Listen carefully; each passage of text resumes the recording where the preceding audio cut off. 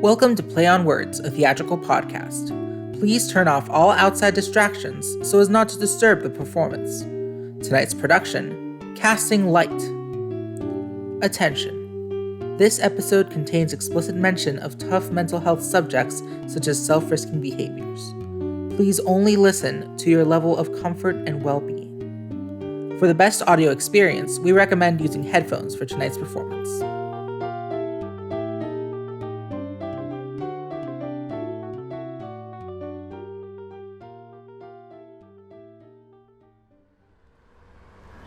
Everything sucks.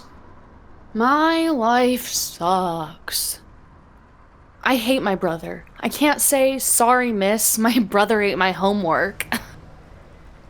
I don't hate him. I just hate it when he's sick. My English project is due today. The Hero's Journey. We've been doing heroes all term. We had to write an essay and do a visual representation. What is a hero? Your essay should start with the definition. Research. Then you need to select one hero to explore in depth in your essay and presentation. Think of the heroes of your childhood stories, of movies, of novels, of real-life tragedies. There are many types of heroes. There are the gung-ho willing heroes, there are the tragic heroes, there are the unwilling heroes. And who can tell me other types of heroes? I like Miss Briggs. She's full on and pushes us hard, but she's good. And I trust her. I'd done the essay, and I got right into the visual representation. I sometimes spend hours here in my room. It's quiet. My reports say Dylan is a keen worker. I'm not. It's an escape, and it's in my control. So I had to do the presentation. I went back through Mom's boxes of photos. Oh, Dylan, sure, have a look. I will get to those boxes one day. There's never time. I need time to spread the photos out and sort them, but I can't face them yet, and I don't have time. I spent ages working on my hero collage, and last night I was just adding a few things. Words like quest and pain, jagged lines. Edit and review your work. Those finishing touches, the final polish, can make the difference between good and excellent. I went to grab a snack, and when I came back... No, Luke! Mom! Luke, that's mine! Stop it! Luke, stop it! That's mine!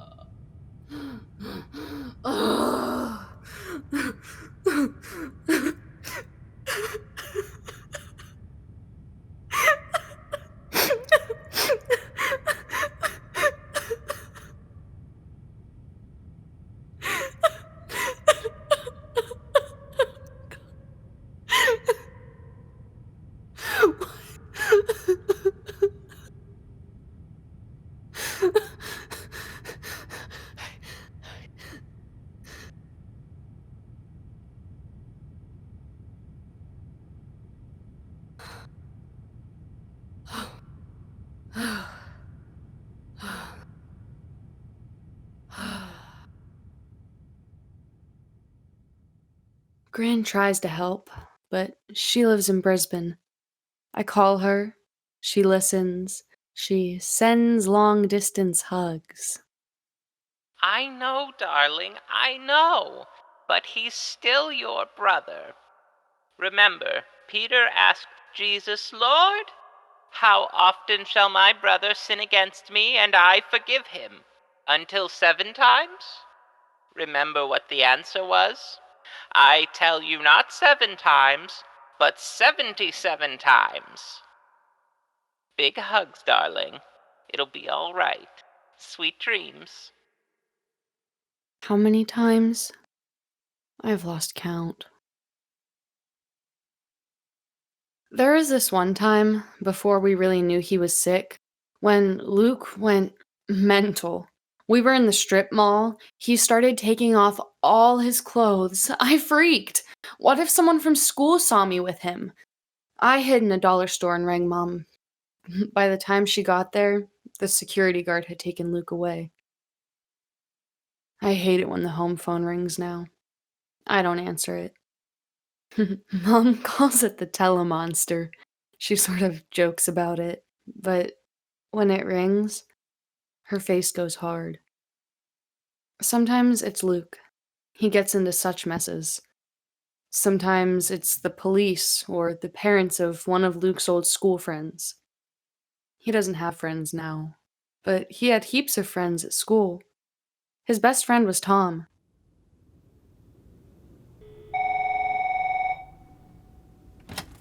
Hello, this is Jude. Oh, Kath! He is?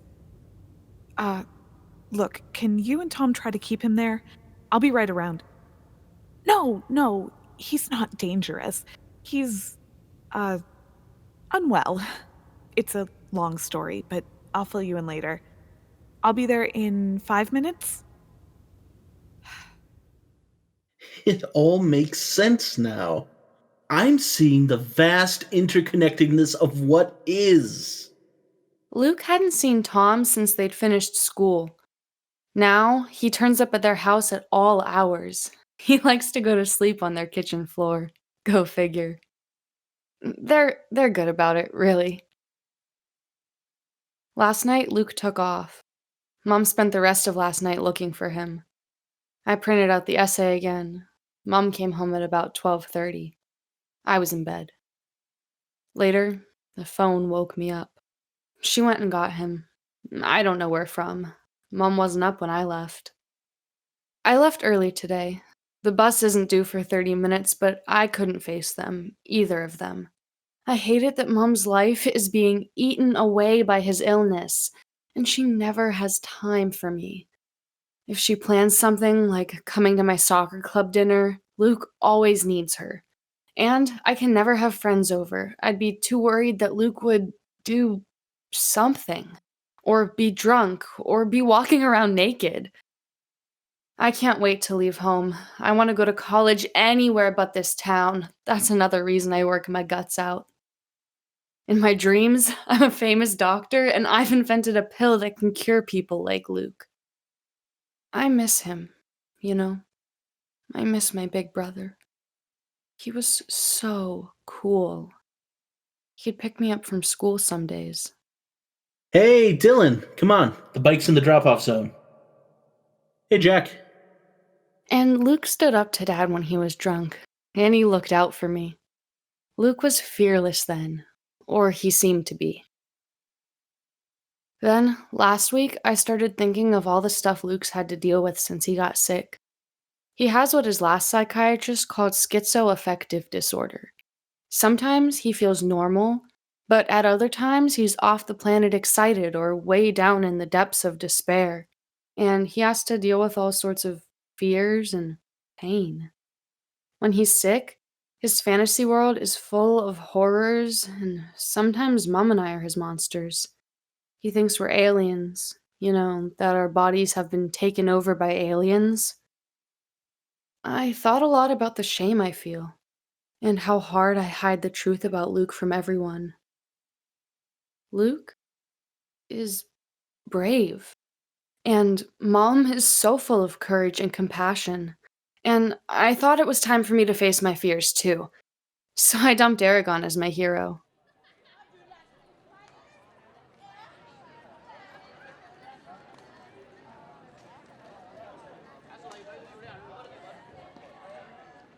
Hey, Dylan. Hey, Jack. I'm so tired. I was up till midnight finishing my essay. I'm so over heroes. I never want to hear another word about freaking Batman again. Who do you do? My brother. Luke.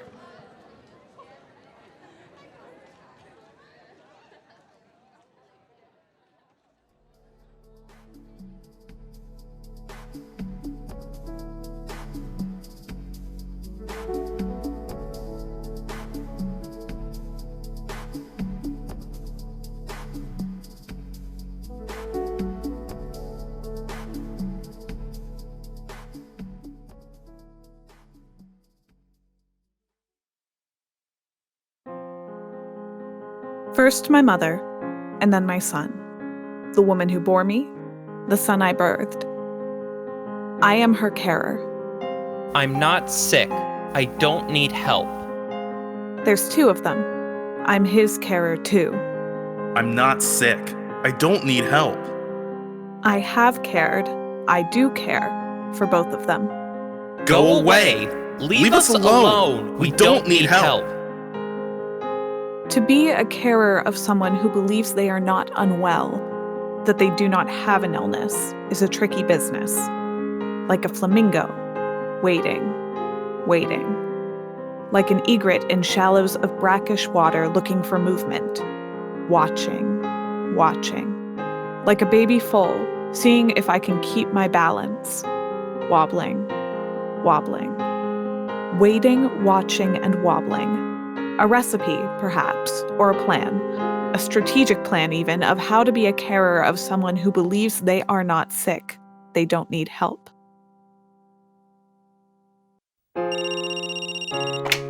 Hello? Hi, Ma. You know you're my dragon, don't you? It's 4 a.m. I had to tell you. Do they let you make calls at 4 a.m. in there? They let you do anything except get out. Mom, you know that. Ma, you're my dragon. Bring me my gun. All the demons are on the run. Is this being your carer? This waiting and answering and listening? This sharp pain in my stomach? This thumping in my heart? These dry eyes staring into blackness? This waiting and watching for morning and what will happen today? Is this being your carer? When I was 12, there was a girl next door who was older than me. Her name was Jan. What's wrong with your mother? What do you mean? She's a bit strange. And we hear your dad shouting that she makes things up. I'll tell you if you promise not to tell anyone else. Yes, I promise. My mother had an accident. She was in a car accident and she hurt her head, and it affected her brain. She can't help it. It's how she is. Oh.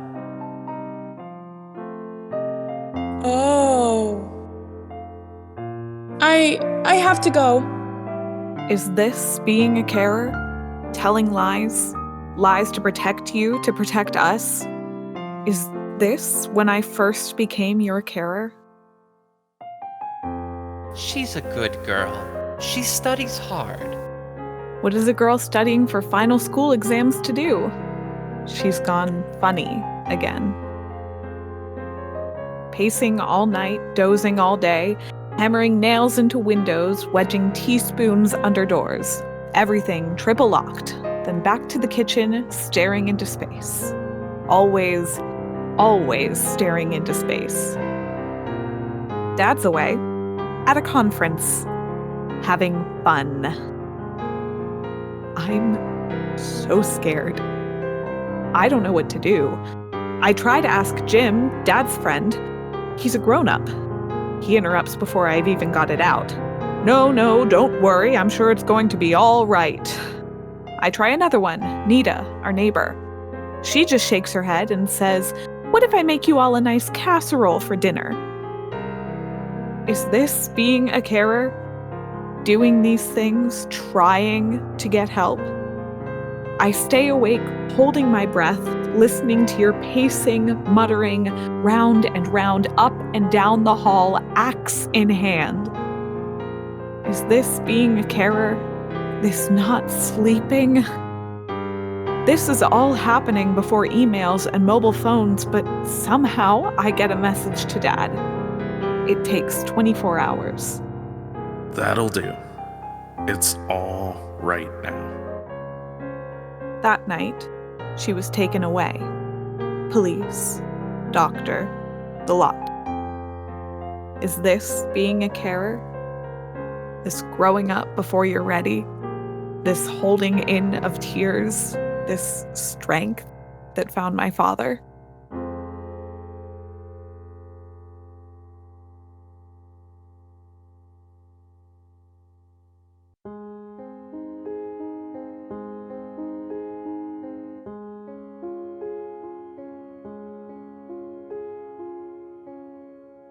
The night you went away, left the backyard. You left even your pack of cigarettes, so we knew something was really up. I wait by the phone. I wait for the police to ring. I know it will be the police. Is this being your carer? It's 1 hour. People come and go. 2 hours. Sergeant Morris?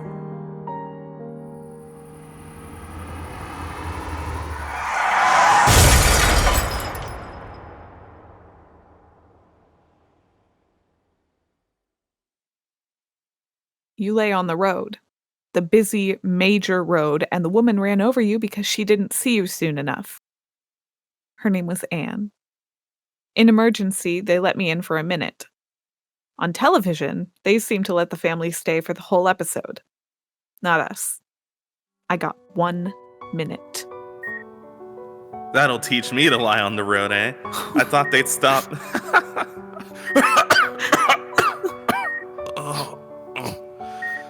I thought I could stop the traffic. Darling.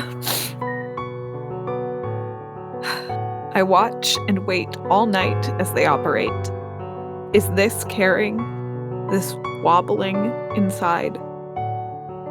After weeks of intensive care, the surgical ward, you need to get a psychiatrist to see him.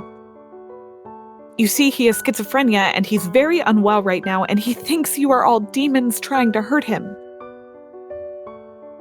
I know you are doing your best. I know he is getting good care of his body, and we are very grateful. But you do realize he lay down on the road purposely. You do know that he is in psychosis for weeks now. Thank you. Umpteen phone calls and raised voices later, the duty psychiatrist saw him. Is this caring? This setting to steel? This voice that can cut through brick walls?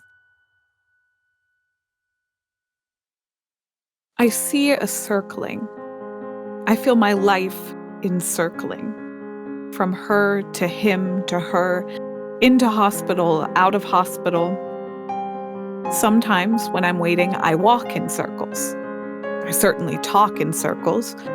Where do we think he is right now? Is he seeing demons? Is he hearing messages? What is he doing? Will the police be involved? Will they be gentle with him? Is there something I could be doing that I'm not? And so back again to I wonder where he is right now and what he's doing. Watching goes in circles too. Here it comes again, the spinning out, the going into that other world on the coattails of her, of him, watching the cycles, the psychosis process circus. Here we go again, watching through the night, a night watch woman, that's me, with eyes tired as circles and wobbling. Well, circles roll and tumble and lurch about, like my stomach, like my heart, like our lives. They also enclose. There are people inside the circle with us, and then there are all those out there who have no idea what is going on in here. I try to include friends, invite them to help me. Several walk away. They leave the circle of my life for good. New ones arrive, the initiates, the ones who wobble about in their own circles of caring and daring.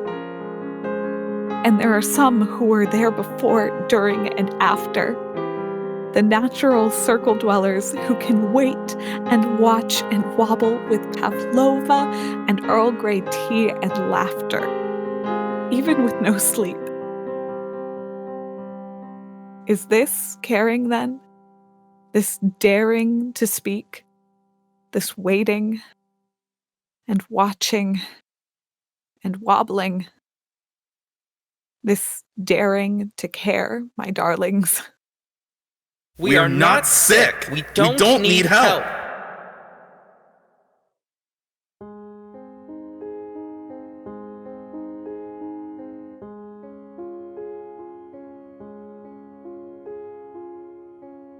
Lament is the start of renewal. First her, and then him. The woman who bore me, the son I birthed. They sandwich me. They lean deep and strong along bone and muscle. They surge through arteries. They have sculpted the curve of my hellos and goodbyes, the ways I say or do not say, yes or no. They sandwich me so tight my heart has cracked, a broken, silent bell pealing of what might have been. I miss you, her and him. I miss you both.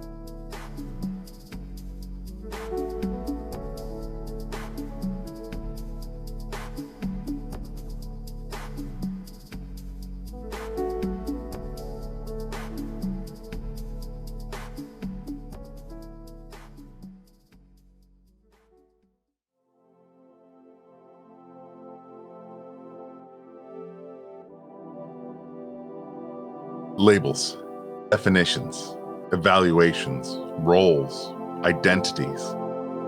All through our lives, they shape us. Some labels were given.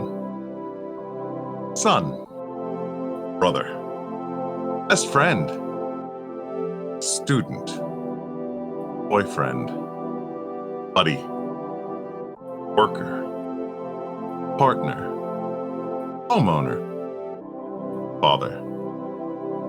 I knew how to wear all these, how to be all of these most of the time. Then there are the labels we give ourselves. Hero. We're all heroes of our own stories most of the time, and in our dreams and games. Some labels are not real, but you think they are. I used to smoke pot to relax, to de-stress. I thought it was the stress. I was juggling a lot. A new baby, a house, a demanding job in IT. My mood started to go down. So I smoked a lot of pot. It helped me to cope. Pot became the driving force in my life. I was self-medicating. I was in severe denial. Never underestimate the power of denial. My home life was falling apart. So, gave up pot. Did a self-awareness course. It flipped me into full-blown mania. I'll show you profit. I get it now. These ads on TV, yeah, it's all clear now. They're not meaningless crap. They're messages for me. Yes, God, I'm listening. All the power is being channeled through this shrine. Can harness the energy of the vibration of the radiation of the constellation of creation. Nation, relation, station, sensation, implication, incarnation, incantation. This spell will cleanse this house and all who live here. Frustration. Why don't you listen? Why don't you get it? It's so clear, so simple. I don't need sleep. I don't need to eat. There's so much to do, so much to do. Leave me alone. Leave me alone. I'm not sick. I need nobody. I need nothing. I built shrines.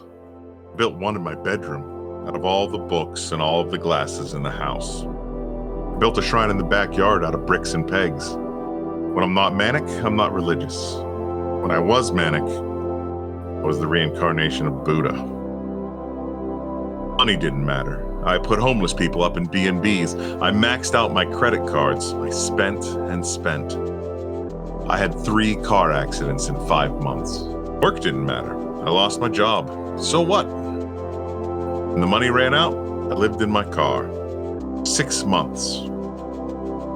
If you park with the front wheels on the curb and put the headrest all the way back, It's not bad. Nothing mattered. Felt fantastic. Everyone was deluded but me. But it cost me everything that mattered to me. Finally, I was gently led to wear another label. Mentally ill. This one was hard. Drugs coming down from the mania, then depression, months in the hospital. I hated this label. I put myself down. I was ashamed. Self-stigma, harsh judging of me by me. It was terrible. I was my own worst critic. These were the thoughts I beat myself up with. I'll never get a decent job now. It'll be 10 years before the hospital records are purged. This label will follow me around like a collar around my neck. What will people think? My self-esteem was rock bottom. The stigma of it seemed unbearable then. Now, truth is, I'm all of these things. Yes, I live with a mental illness. It's part of me. I'm all of these things and more. I've slowly rebuilt my life. 2 steps forward, 1 step back at times. I can see myself now, the good, the bad, the ugly. And I know it's up to me to place a value on me, to accept that I'm a son, a father, a friend, a worker, and yes, a person living with mental illness. I have strengths and skills and weaknesses. And how I wear these labels, how they shape me, that's up to me. I'm human.